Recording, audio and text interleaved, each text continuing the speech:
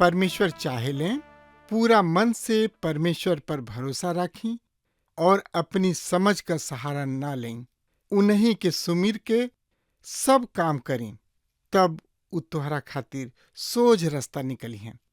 जिंदगी की राह का यह लक्ष्य है कि आपके परमेश्वर के रास्ता में मजबूत करे और आपकी जिंदगी में मार्गदर्शन करे। कृपा करके हमारे कार्यक्रम देखें और सुनें ताकि परमेश्वर आपकी जिंदगी का मार्गदर्शक ठहरें।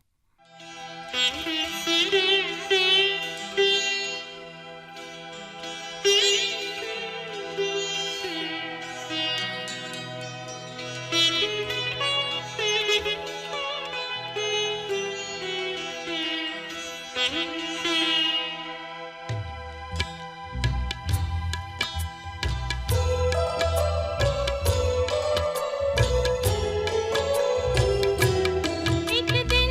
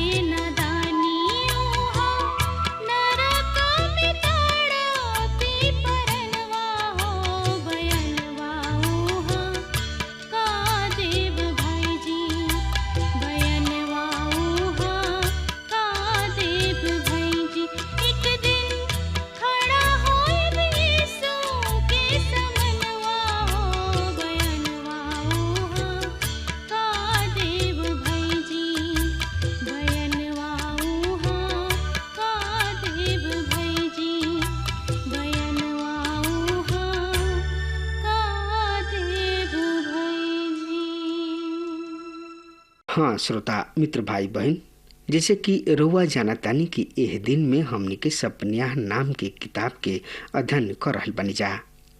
और ये हमार विषय है कि परमेश्वर जब दंड देले तभी वो प्रेमी परमेश्वर हमें। पिछला कार्यक्रम में हमने के यरूशलेम के विरुद्ध परमेश्वर के आरोप पर नजर डाल चुकल बानी जा। परमेश्वर कहलन कि यरूशलेम नगर विद्रोही, कलुषित तथा अत्याचारी नगरी है। याद रहे कि परमेश्वर के आपन नगर है। परमेश्वर यहाँ अपना भवन के स्थापित कैलन, पर समयांतर पर यरूशलेम के स्थिति ऐसन हो गई कि परमेश्वर उसे विद्रोही, कलुषित तथा अत्याचारी नगरी के नाम से पुकारेलन। उ कोनो बात के ना सुनले। जब परमेश्वर उनका किन्हे पश्चाताप के मन फिराव के संदेश से भेजले, नबी सब के भेजले, अपना लोगन के भेजले, ओ समय वो परमेश्वर के कोनो बात पर ध्यान ना दिहले। उ केहू के बात के ना सुनले, कोनो चेतावनी के ना मनले, कोनो चेतावनी पर ध्यान ना दिहले। उ यह पर भरोसा ना कैले।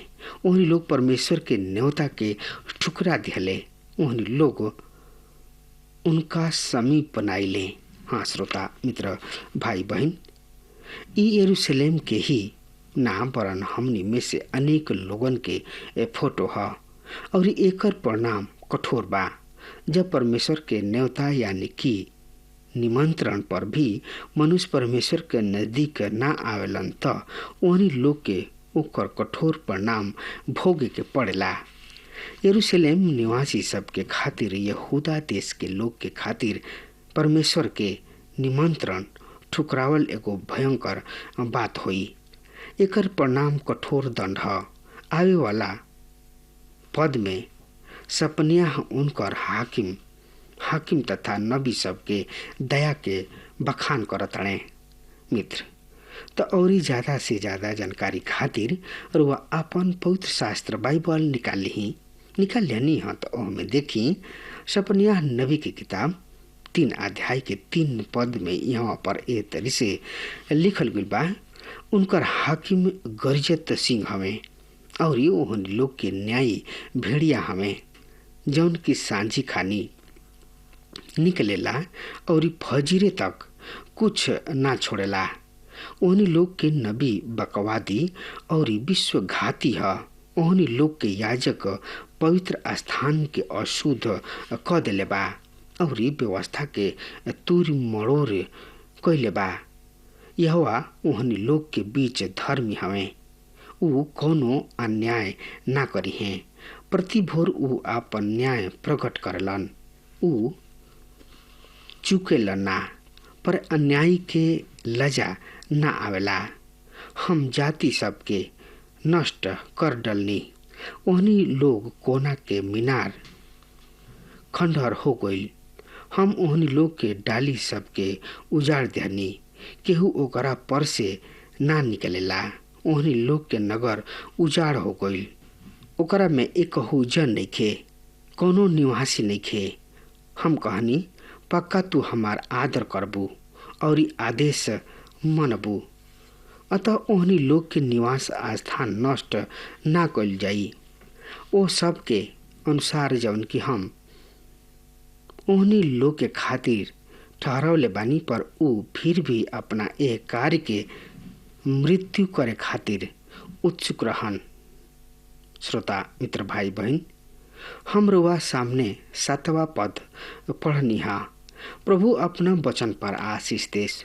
4 और 3 पद में बतावल गइल बा कि उनकर हाकिम गरजत सिंह है और ओहनी लोग के न्यायी भेड़िया है, जौन की शाम के निकलेला। जब कोनो देश के विषय में दंड के चर्चा होला तो ओ समय ओहनी लोग के हाकिम के चर्चा जरूर होला। हाकिम ही हमें जौन की घूस खोर तथा अन्यायी हो गइल बने। जनता दुखी और पीड़ित बिया। हाकिम ही जनता के दुखी व पीड़ित करेला। आज जनसाधारण ये प्रार्थना नइखे करत कि प्रभु चोर, लुटेरा से हमनी के रक्षा करस।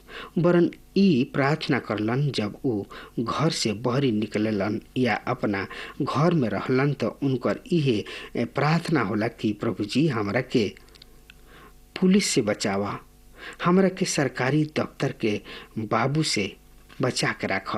परमेश्वर यरूशलेम के उनकर गर्जित हाकिम तथा भेड़िया जैसन न्याय के कारण दंड दिए। 4 पद में वो बतौले कि उनकर नबी बकवादी और विश्व घाती हमें।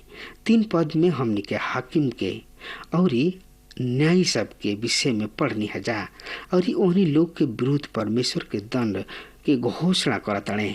और 4 पद में वो नबी सब के और याजक सब के विषय में बातचीत कर रहा बने। वो कहतणे कि उनकर नबी बकवादी और विश्व घाती हमें, धोखाबाज हमें और ओहनी लोग के याजक पवित्र स्थान के अशुद्ध क दिले बा। और ओहनी लोग पर ई आरोप बा कि ओहनी लोग परमेश्वर के व्यवस्था के तूरी मड़ोर के पेश करले। मित्र, परमेश्वर कहलन कि ओहनी लोग के नबी परमेश्वर के वचन के अशुद्धता के साथ ना पेश करलन। ओहनी लोग वचन में मिलावट करलन। ओहनी लोग ओकरा के तूर मरोड़ के पेश करलन। श्रोता मित्र भाई बहन, ओहनी लोग वचन में मिलावट करलन, ओकरा के तूर मरोड़ के अपना स्वार्थ के खातिर पेश करलन। ओहनी लोग न्याय व दंड के विषय में चर्चा ना करलन। ओहनी लोग परमेश्वर के दंड के विषय में, परमेश्वर के न्याय के विषय में प्रजा ना बतावलन। वो पापी सबके प्रभु यीशु मसीह के समीप आवे के आवश्यकता के विषय में ना बतावलन। वो ई ना बतावलन कि एगो पापी के प्रभु यीशु मसीह के शरण ही में सुरक्षित स्थान प्राप्त बा। प्रभु यीशु मसीह ही ओहनी लोग के पाप के हर सकताणे, ओहनी लोग के पाप के क्षमा कर सकताणे। अन्यथा वो दंड के प्रतीक्षा करे। मित्र, प्रभु के वचन बतावता है कि याजक के मन अधर्म के ओर लागल बा। याजक सबके मन में धर्म के समान प्राप्त हो गइल बा। शमूएल नबी के दिन में भी एली याजक के बेटा भी ऐसने ही लज्जाजनक हरकत करत रहे। आज कलीसिया भी अपना सम्मान के खो दिले बिया। वापसी और विश्वासी जन के याजक पद दिहल गइल बा। पतरस अपना पत्री में यह बतावताने कि तू राजपद धारी याजक के समान हव। पर आज कलीसिया भी अपना सम्मान के खो दिले बिया और ई समान इज्जत तबे वापस लौट आई जब कलीसिया अर्थात विश्वासी सब के समूह खुद के एगो पवित्र प्रजा के रूप में पेश करी। तब वो सही में परमेश्वर के याजक कहलाए के जोग ठहरी। 5 से 7 पद में बतावल गइल बा कि यह परमेश्वर उन लोग के बीच धर्मी हमें। वो कोनो अन्याय ना करलन।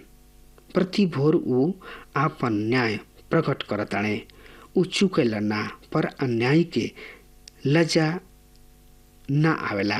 मित्र, सपनिया नबी बतावताणे कि यद्यपि परमेश्वर के लोग अन्याय करलन, वो बुराई करलन, पर परमेश्वर कबो बुरा ना करी है, वो कबो अन्याय ना करी है। काहे कि परमेश्वर भला हमें, भला ही ना हमें, पवित्र भी हमें। त एह तरी हमनी के देखनी हजा दंड तथा दंड के चेतावनी के ओहनी लोग पर कोनो प्रभाव ना पड़ी। ऐसे आखिरी दंड आई, निश्चित रूप से आई, जौन की प्रभु के दिन के नाम से जानल जाला। ये दंड समस्त पृथ्वी पर आई, न केवल इस्राएल प्रजा पर बल्कि समस्त पृथ्वी पर दंड आई। तब हमनी के आवे वाला विषय है समस्त दंड के हटावल गइल तथा राज के स्थापना। 8 और 9 पद में लिखल बा, ऐसे यह परमेश्वर कहलन वह दिन तक ठहरल रहो जब तक कि हम नाश करे खातिर ना उठी। नीचे हम ठान ले बानी की जाति और राज के एकत्रित करी कि ओह पर आपन जरत क्रोध उछली, कहे कि सब पृथ्वी हमरा जलन के आग से निगल लिहल जाई। कहे कि तब हम देश देश के लोगन के शुद्ध गोइल होठ देव, जौना से कि उ सब यहोवा में प्रार्थना करे और कंधा से कंधा मिला के सेवा करे। मित्र, ई पद अंधकार में ज्योति के समान बा। हमन के भयंकर से ज्योति के ओर जा रहल बनी जा। हम रात्रि से दिन के ओर, तूफान से शांति के ओर जा रहल बनी जा। सपनिया की किताब के पहला भाग एगो भयानक दंड के घोषणा करता, यानी कि भयानक दंड के घोषणा से संबंधित बा। ई महाक्लेश युग जैसन भयानक बा। जब रुआ महाक्लेश युग के फोटो पर आईना जा, जबकि परमेश्वर वो समस्त जाति सब के दंड दी हैं जौन की यरूशलेम के विरुद्ध चढ़ के आई हैं, तो ई फोटो सही में डरावना चित्र है। जैसे कि जकरिया नबी की किताब के 14 अध्याय के 1 से 3 पद में बतावल गइल बा। रुआ हमरा साथ अपन पवित्र शास्त्र बाइबल निकाल लिहनी हाँ, तो उनमें देखी जकरिया नबी की किताब 14 अध्याय 1 से 3 पद में एह तरी से लिखल गइल बा। यहोवा परमेश्वर के दिन उ आ रहल बा जब तोहरा में लूटल धन तोहरा में बांट दिहल जाई। काहे कि हम सब जाति के लोगन के यरूशलेम से शुद्ध करे खातिर जमा करब, तब नगर पर अधिकार क लिहल जाई, घर लूट लिहल जाई, औरत सब भ्रष्ट क दिहल जाई तथा नगर के आधा भाग निर्वासन में चल जाई, पर शेष लोग नगर में रह जाइए। तब यह परमेश्वर युद्ध के साथ साथ के तैयारी के साथ साथ सब जाति के विरुद्ध युद्ध करे खातिर निकली हैं। मित्र, हमके सपनिया के किताब में उ दो तरीके अन्याय के विषय में पढ़नी जा। पहल का है परमेश्वर आपन लोगन के दंड जन की ताड़ना के रूप में होला, जैसे कि इब्रानी के पत्री के 12वां अध्याय के 6 पद में बतावल गइल बा। काहे कि जेकरा से परमेश्वर प्रीति राखलन ओकरा के ताड़ना भी देले। दूसरा शब्द में परमेश्वर आपन संतान के अनुशासित व प्रशिक्षित करलन। तब परमेश्वर अविश्वासी परमेश्वरहीन संसार के दंड देले और इहे उ फोटो है जौन की यहाँ हमनी के सामने बा। जब रुआ यह किताब के पढ़तानी, रुआ के ऐसन मालूम होई कि परमेश्वर अपना लोगन से घृणा करलन। रुआ ई सोच सकतानी कि परमेश्वर बदला लेवे वाला परमेश्वर हमें, प्रतिशोधी हमें, उ निर्दयी और क्रूर हमें। उनका भीतर भावनाएं नइखे, उनकर दिल ठंडा पड़ गइल बा।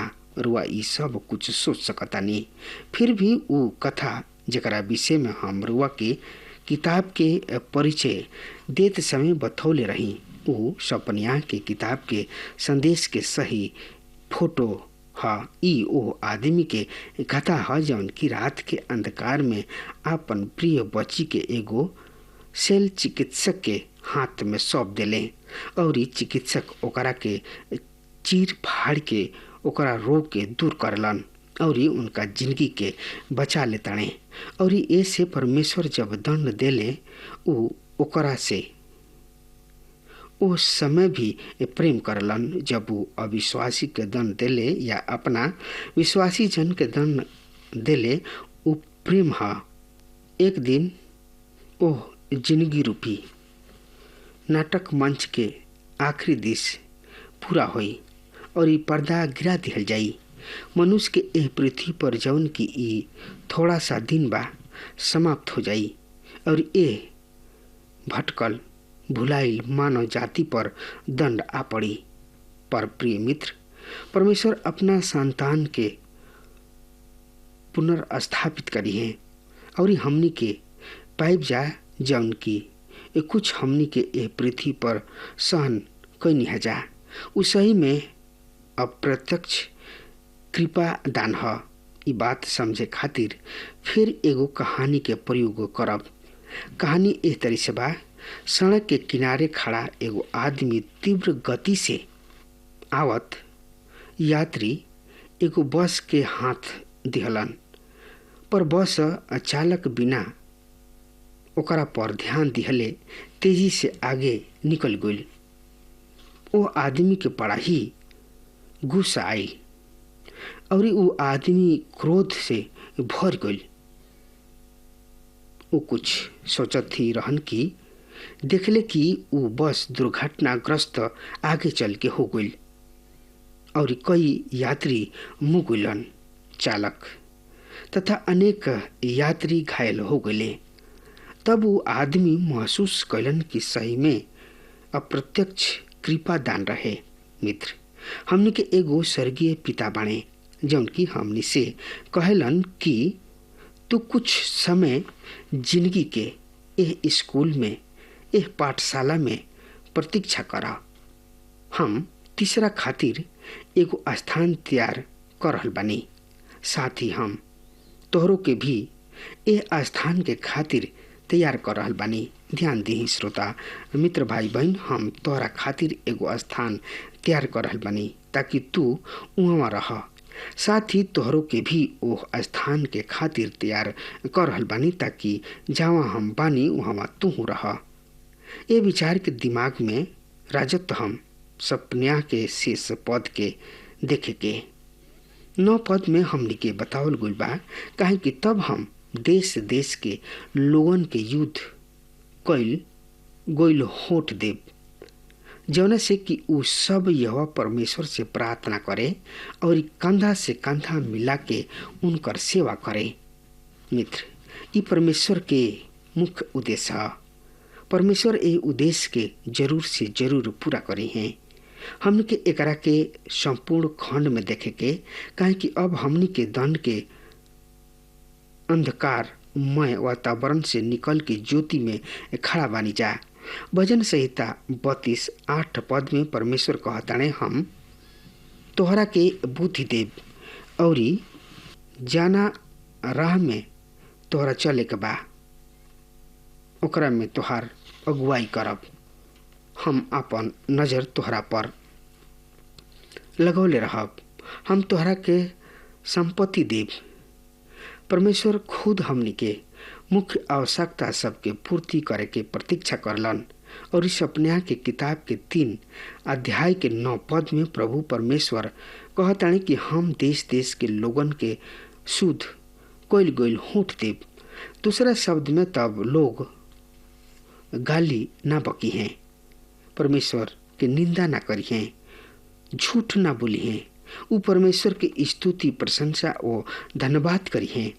उ ए शुद्ध होठ से परमेश्वर से प्रार्थना करी हैं और परमेश्वर उनकर प्रार्थना सुनी हैं और ओकर जवाब दी हैं।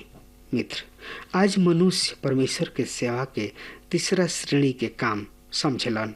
उ परमेश्वर से विद्रोह करके अन्य काम में लिप्त रहलन, पर ओह दिन परमेश्वर उन्हें ऐसन मन दी है कि उ विद्रोह छोड़ के एक साथ मिल के एक मन होके परमेश्वर के सेवा करी हैं। जैसे कि यहाँ लिखल गइल बा कि वो कंधा से कंधा मिला के उनकर सेवा करी हैं। सड़क सही में एगो सुंदर स्थान होई, वहाँ आपन बढ़िया पड़ोसी मिली हैं। शायद रुआ आज अपना पड़ोसी से पीड़ित होखी, उ राउर जिंदगी के जियल मुश्किल कर देले होखे, पर सड़क में रुआ के पड़ोसी बढ़िया मिली हैं। सवाल ये उठता कि का रुआ सही में ए पृथ्वी पर रह के खुद के रहे के सेवा के खातिर तैयार कर लेले बानी? मित्र, अगर ऐसा नहीं खे तो अभी भी समय बा अपना आप के तैयार करे के। हाँ मित्र, अगर हमार बात रुआ तक पहुँच रहल बा तो आज वे यही घड़ी प्रभु यीशु मसीह की ने आई और अपना पाप के उनका हवाले कर दी और कहीं, प्रभु हम पाप कइले बानी, हमरा के तू अपना ल। प्रभु रुआ के भगई है ना, प्रभु रुआ के खदीर ना दी है, बल्कि रुआ के छाती से लगई हैं और रुआ के प्यार करी हैं। लेकिन श्रोता मित्र भाई बहन, ये सब कब होई? जब रुआ प्रभु यीशु मसीह पर विश्वास करब तब होई। और प्रभु से रुआ कहीं, प्रभु हमरा जिंदगी के नैया के पतवार तू ही बन जा, न तो हमार नैया बीच मझधार में डूब जाई। मित्र, रुआ कहीं आजुए कहीं यही घड़ी कहीं घुटना पा जाई और प्रभु से कहीं हमार जीवन के नैया के बागडोर तू ही संभाला। मित्र, तब देखी रहुआ परिवार में, रहुआ समाज में, रहुआ जिंदगी में बाहर फूट उठी और रहुआ में बहुत प्रभु में सामर्थ्य होगा। मित्र, अब हमार समय खत्म हो रहा बा, तब तक खातिर रहुआ हमरा के आज्ञा दी। परमेश्वर रहुआ के बहुत ही आशीष देश। आमीन। हमके विश्वास बा कि ई कार्यक्रम आप सब खातिर फायदेमंद सिद्ध भइल हुई। अगर आप सबके लगे बाइबल से चाहे आपकी निजी जिंदगी से कोनो सवाल होके चाहे कोनो समस्या खातिर प्रार्थना करावे चाहतनी तो हमारी फोन नंबर पर जरूर संपर्क करें और आज का दिन आप खातिर सुखद